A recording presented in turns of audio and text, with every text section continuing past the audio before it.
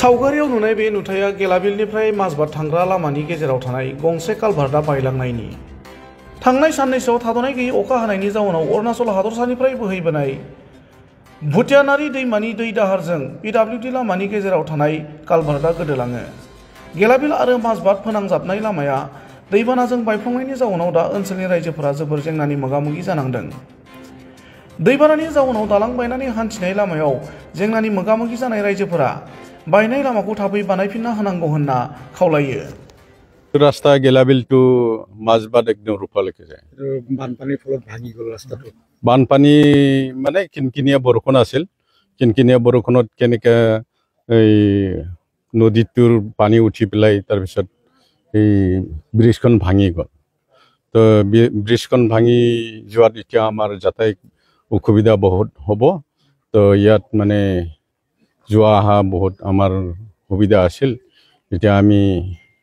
बहुत मानुहर माने प्राय बहुत राइजर माने यात क्षति हबो तो हेई क्षति हुआतो अति सोनकाले जाते आमाक माने ब्रिजखन बनाई दिए तो हेतुए आमी कामना करिसो। ছাত্র ছাত্রী বহু ছাত্র ছাত্রী অহা যোৱা কৰে ৰাস্তাটো আহে ছা তো ইয়াত হাই স্কুলৰো যায় কলেজৰো যায় তাৰপিছত এলপি স্কুলৰো তেনেকা মানে অহা যোৱা আকৌ প্ৰাইভেট স্কুলৰো মানে তেনেকা আৰু মাৰ্কেট তেনেকা অহা যোৱা চাৰিওফালেদি মানে এইটো সুবিধা ৰাস্তা আছিল যাতায়াত মানে খুব ভাল আছিল তো সেই ৰাস্তাটো ভাঙি গ'ল আৰু ব্ৰিজটো ভাঙি গ'ল তো সেই ব্ৰিজখন অতি সোনকালে বনাই দিয়ে হেতুৱে আমি কামনা কৰিছো। সঁচাই অতি দুৰ্ভাগ্যজনক কথা যোৱাকালি মানে দুপৰ নিশাৰ পৰাই যি বৰষুণ হৈ আছিল সেই বৰষুণৰ মাত্ৰা ইমান বেছি আছিল যে গোটেই নদীবোৰ ভৰি গ'ল আৰু যি স্পিডত প্ৰবল সুতত পানী ববলৈ আৰম্ভ কৰিলে ৰাতিপুৱা শুনিছো মই আৰু মই নিজেও দেখিছো যে যি সুতৰ মানে প্ৰকোপ আছিল তাৰ বাবে আমাৰ এটা স্লুইচ গেট আছিল আমাৰ মহামণি মন্দিৰৰ ওচৰত তো সেই স্লুইচ গেটটোত মানে খুব ফোৰ্সফুলি খুন্দা মাৰাত গোটেই পানীখিনি ওচৰৰ কাষৱৰ্তী যিবিলাক অঞ্চল আছে গাঁও আছে খৰামুখা গাঁও আছে নমাটি খ নমাটি ক এই গোটেই অঞ্চলবোৰ প্লাবিত হৈ গ'ল আৰু তাৰে মানুহে একদম ৰাতিপুৱাই এই স্লুইচ গেট খুলি দিয়াৰ কাৰণে বাধ্য হৈ গ'ল আৰু স্লুইচ গেট যেতিয়া খুলি দিলে যিটো ফোৰ্সত পানীখিনি আহিলে সেই পানীখিনিয়ে গোটেইখিনি অঞ্চল ধুই গ'ল আৰু মই ভাবোঁ যে মানে আমাৰ স্লুইচ গেটত যিটো কৰ্তৃপক্ষ আছে তেওঁলোকে অলপমান আধা খুলি থলেও পানীৰ ফোৰ্সটো যিমান আছিলে সেইটো কমি গ'লেহেঁতেন কিন্তু তেওঁলোকে সেই ধৰণে নাই কৰাৰ কাৰণে কি হৈছে